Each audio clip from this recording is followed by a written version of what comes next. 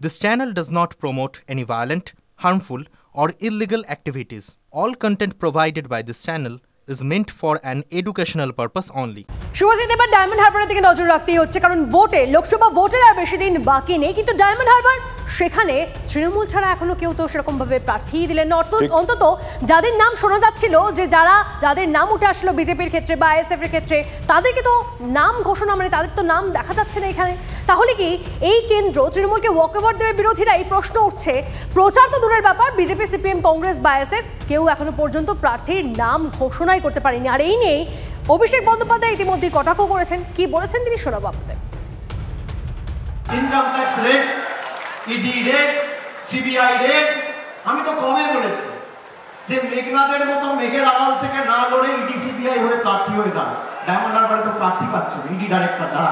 মেঘের আড়াল থেকে লড়াই করার দরকার নেই, সামনাসামনি লড়াই করবে। 4টে আসন খালি রয়েছে, আমি বলবো একটা ইনকাম ট্যাক্সের ডাইরেক্টর, একটা সিবিআই এর ডাইরেক্টর, একটা এনআই এর ডাইরেক্টর, একটা ইডি ডাইরেক্টর। এই 4টে লোককে দান করো, দেখুন বাংলার ক্ষমতা। অভিষেক বন্দ্যোপাধ্যায় কটাক্ষ করেছেন, আর সেই কটাক্ষর জবাব দিয়েছেন বিরোধীরা। কে কি বলেছেন আগে শুনিয়ে নিই আপনাদের।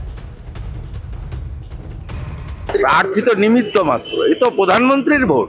বেল পাকলে কাকের কি? তৃণমূলের এটাতে কি?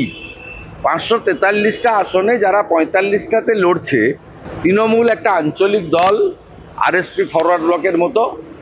এই পার্টির লোকসভা ভোটে কি ভূমিকা আছে? 272টা সিট লাগে, লড়ছে 45টাতে। আর এই নির্বাচনে এমপি জেতানোর নির্বাচন নয়, প্রধানমন্ত্রী করার নির্বাচন। ভারতবর্ষে কোন ভোটার পাগল হয়ে গেছে যে মোদিজিকে ছেড়ে অন্য লোককে প্রধানমন্ত্রী চাইবে?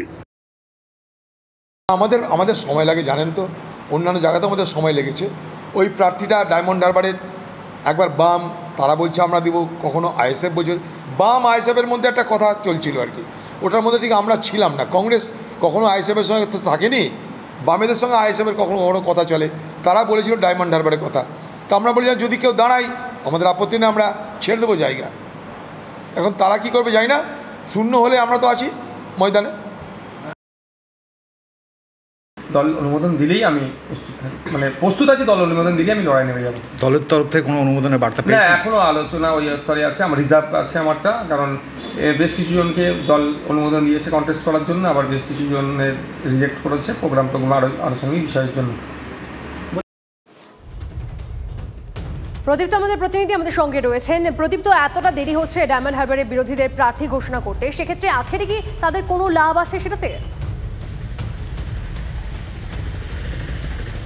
দেখো, দেরি হচ্ছে ফলে ক্ষতি অবশ্যই হচ্ছে। যে যুক্তি যিনি যারা যাই দিক না কেন অবশ্যই ক্ষতি হচ্ছে। তার কারণ সাধারণ মানুষের কাছে অভিষেক বন্দ্যোপাধ্যায় ছাড়া ওখানে ডায়মন্ড হারবারে দেখলে দেখা যাবে 2-1টি দেওয়াল এসইউসিআই এর আছে। বাকি কোনো রাজনৈতিক দল, সেটা আইএসএফ হতে পারে, সেটা সিপিএম হতে পারে, বিজেপি হতে পারে, ফলে দেওয়াল লিখনেও দেওয়াল খুঁজে পাওয়া এরপরে বাকি বিরোধীদের যথেষ্ট অসুবিধা হবে।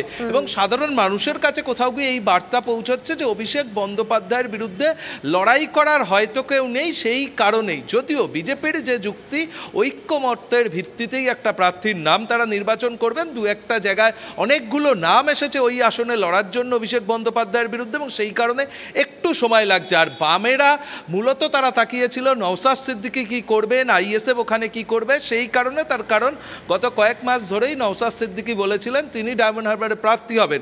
যদিও আইএসএফ সূত্রে যা খবর, তাতে নওশাদ সিদ্দিকী ওই আসনে প্রার্থী হোক এটা তাদের রাজ্য কমিটি চাইছে না। যে কথা নওশাদ বলছেন যে অনুমোদনের বিষয়, সেই রাজ্য কমিটির অনুমোদন কিন্তু নওশাদ সিদ্দিকীর পক্ষে নেই।